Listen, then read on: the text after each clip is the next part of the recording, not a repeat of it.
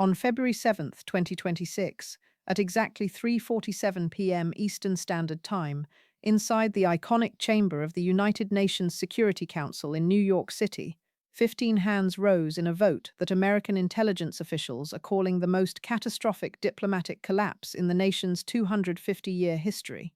13 member states, including traditional American allies Britain, France, and Japan, voted to classify the current administration as an active threat to international peace and security under Chapter 7 of the UN Charter. Only 2 nations abstained. 0 nations voted against the resolution. The United States, stripped of its veto power through a procedural maneuver. Legal scholars are still analyzing, sat silent at the horseshoe table as the gavel fell on American exceptionalism itself. What happened in that chamber represents something far more consequential than diplomatic embarrassment. According to 3 sources familiar with the classified State Department crisis assessment circulated within 90 minutes of the vote, senior officials used phrases like point of no return and legitimacy catastrophe in emergency communications. One former National Security Council director, speaking on condition of anonymity due to ongoing security clearances, stated that the vote fundamentally alters the architecture of global governance that has existed since 1945. The economic, military, and institutional consequences are already cascading through systems most Americans don't even know exist, systems that have quietly protected their standard of living, their currency's value, and their physical security for 8 decades. Before going further, this channel needs you to subscribe right now, and the reason is simple: urgent necessity. What you're about to learn represents information that institutional media cannot or will not report with full context, because the implications threaten narratives that powerful interests have spent billions constructing. The subscription button below this video is your direct line to accountability journalism that follows evidence wherever it leads, regardless of political comfort zones. Outlets with corporate boards and government access to protect will frame this UN vote as procedural theatre or partisan exaggeration.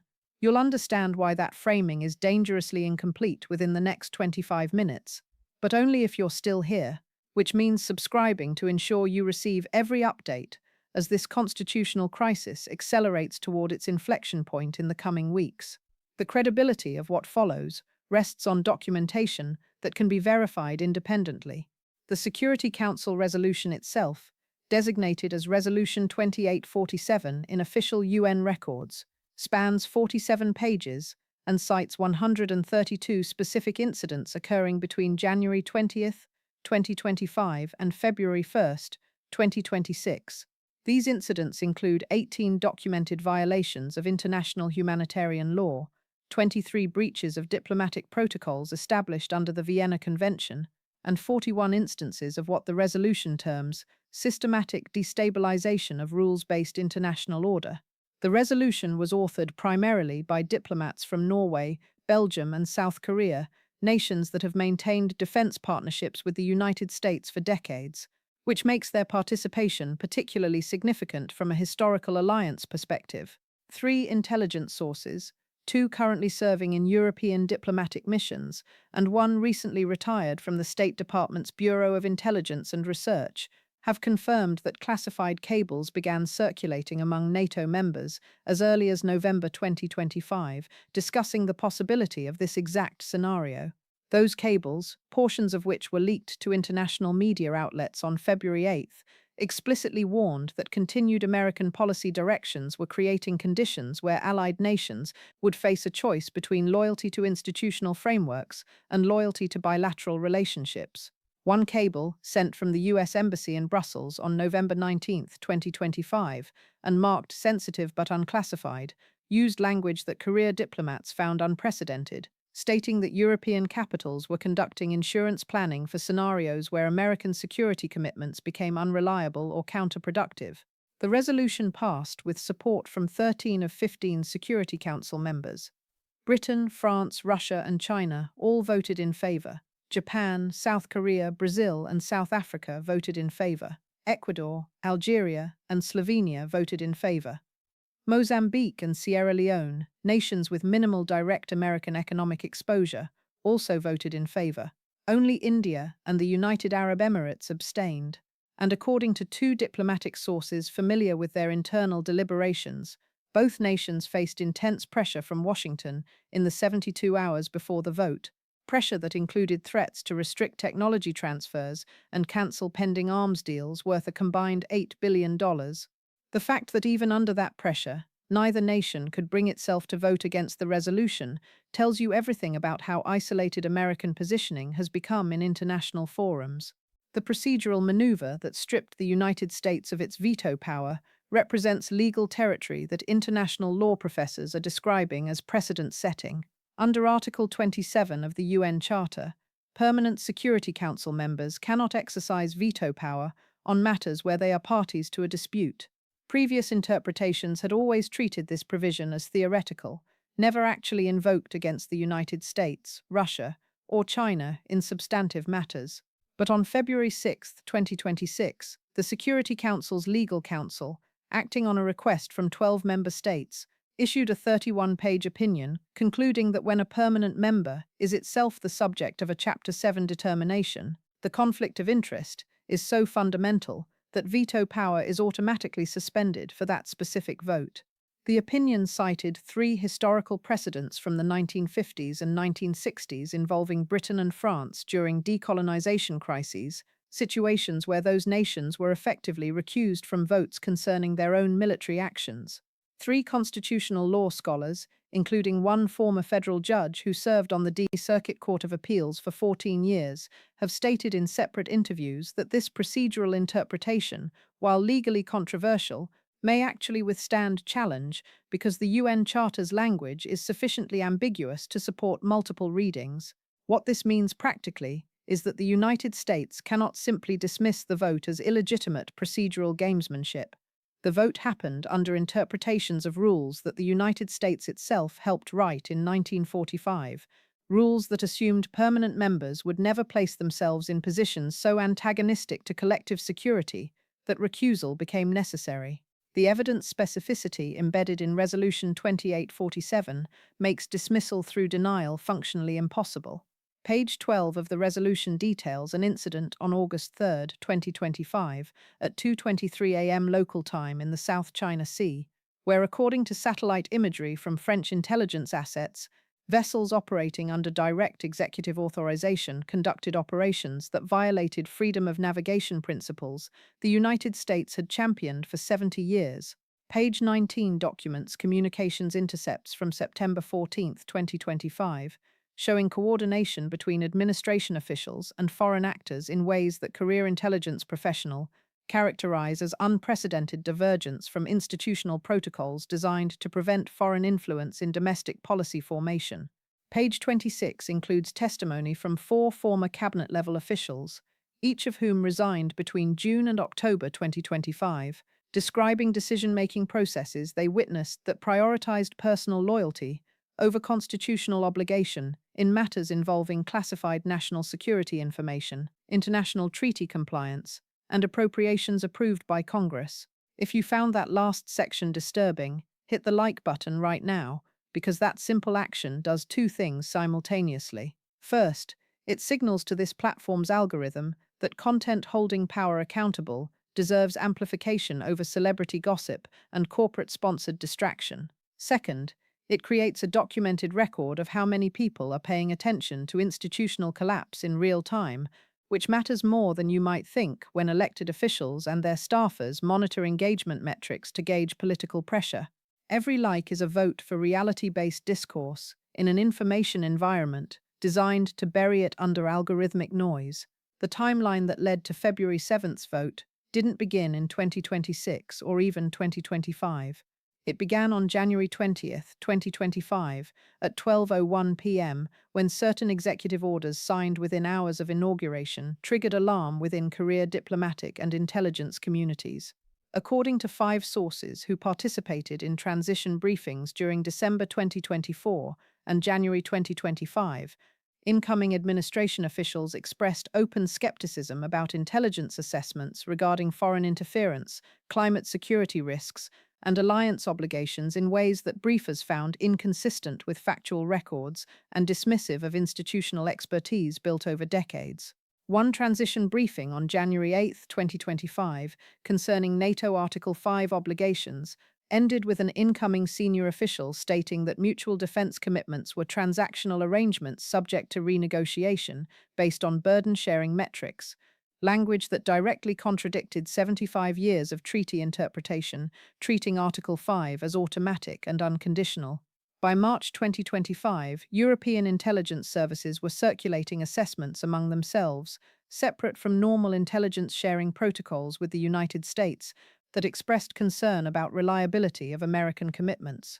A classified German intelligence report from March 24, 2025, portions of which were leaked to Der Spiegel in October 2025, concluded that European nations needed to develop strategic autonomy capabilities across defense, technology, and financial infrastructure, because dependence on American systems had become a critical vulnerability given observable policy directions. France's Direction Générale de la Sécurité Extérieure, their primary foreign intelligence agency, issued a similar assessment on April 11, 2025, that Reuters obtained and published in November 2025, using phrases like unpredictable partnership environment and necessary hedging strategies. The character at the center of this diplomatic earthquake is not a single individual, but rather an institutional entity, the American presidency itself, which exists simultaneously as a person and as a constitutional office. Understanding this distinction matters because Resolution 2847 specifically targets the office and its current execution rather than American institutions broadly. The resolution's preamble, drafted with unusual precision across multiple revisions between December 2025 and January 2026, explicitly affirms support for the American people, American constitutional democracy, and American civil society, while identifying specific executive actions as the threat. This surgical targeting was intentional, according to two diplomats involved in the drafting process, designed to avoid giving domestic political actors the ability to frame the resolution as anti-American when it is actually pro-constitutional order. The antagonist in this narrative, from the perspective of international law and institutional preservation, is the concept of unilateral executive action, untethered from both domestic constitutional constraints and international treaty obligations. Multiple cabinet officials who resigned between June and November 2025, speaking in separate congressional testimonies and media interviews, described decision-making processes where legal counsel opinions were solicited after decisions were made rather than before, where career subject matter experts were excluded from policy formation on matters requiring technical expertise, and where compliance with statutory requirements was treated as optional based on political convenience. One former Secretary of State, who served for 6 months before resigning on August 29, 2025, testified before the Senate Foreign Relations Committee on December 3, 2025, that they witnessed systematic circumvention of the interagency process designed to ensure policy decisions reflect full-spectrum analysis of consequences, risks, and legal constraints. The conflicted figures in this story are the career professionals who remain within government institutions, individuals who took oaths to support and defend the Constitution and now find themselves navigating impossible terrain. According to 4 current government employees speaking through attorneys to protect their identities, morale within the State Department, the intelligence community, and the Defense Department has reached levels not seen since the Saturday Night Massacre in 1973, when multiple Justice Department officials resigned rather than follow orders they considered constitutionally problematic. One GS-15 Foreign Service officer, with 22 years of experience, speaking through their attorney in a protected disclosure to the Senate Intelligence Committee in January 2026, described a culture where factual reporting is discouraged if it contradicts preferred narratives, where policy implementation requires personal loyalty oaths rather than professional competence, and where dissent channels established after the Vietnam War and Watergate have been systematically dismantled. If you're wondering where this goes next, that's exactly the question driving emergency planning sessions happening right now in allied capitals, in congressional leadership offices, and in corporate boardrooms managing trillions in international exposure. Drop a comment below with your prediction. Does this end in eventual diplomatic reconciliation, formal international isolation, or something unprecedented in American history? Your answers matter, because collective perception shapes political possibility, and documenting what informed citizens anticipate creates accountability. When officials later claim nobody saw the crisis coming, Chapter 2 of this unfolding crisis emerged on October 3, 2025, when the International Criminal Court issued a sealed preliminary ruling that Reuters obtained and published on October 17, 2025. That ruling, spanning 89 pages of legal analysis, concluded that sufficient evidence existed to open a formal investigation into potential violations of the Rome Statute based on actions authorized at the executive level between February and September 2025. The Rome Statute, which the United States has never ratified but which 123 nations have, establishes the International Criminal Court's jurisdiction over war crimes, crimes against humanity, genocide, and crimes of aggression.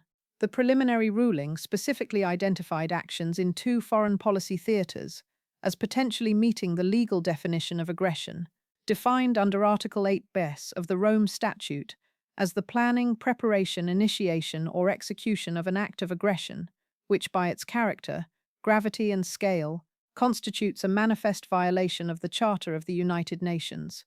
The significance of ICC involvement cannot be overstated. According to 3 international law professors, 2 in Europe and 1 at Yale Law School, the court had never previously issued even preliminary investigative findings concerning actions by a sitting American president, largely because the United States has spent decades insulating its officials from ICC jurisdiction through bilateral immunity agreements and domestic legislation, like the American Service Members Protection Act of 2002. But the October 3 ruling explicitly addressed those immunity claims, concluding in Section 4, paragraphs 17 through 23, that immunities protecting state officials dissolve when those officials act in ways that fundamentally violate jus cogens norms, meaning the highest-level principles of international law that no treaty or domestic legislation can override.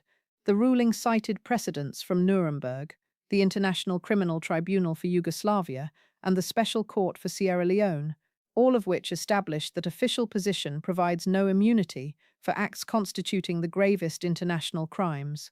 By November 2025, this ICC preliminary ruling had catalyzed diplomatic momentum that led directly to the Security Council resolution. According to leaked diplomatic cables published by The Guardian on November 28, 2025, representatives from Norway, Belgium, and South Korea held an initial planning meeting in Geneva on November 9, 2025, to discuss whether Security Council action was legally viable and politically achievable. Those cables revealed that the diplomats concluded Security Council action was both viable and necessary after determining that traditional diplomatic pressure, multilateral condemnation, and bilateral relationship leverage had all failed to alter the trajectory of American executive policy. One cable from the Norwegian mission, sent on November 12, 2025, stated that continuation of current patterns places all multilateral institutions at existential risk, requiring defensive measures by parties committed to rules-based international order, regardless of relationship costs. The next chapter transition occurred on December 15, 2025, when France formally circulated the first draft resolution to Security Council members.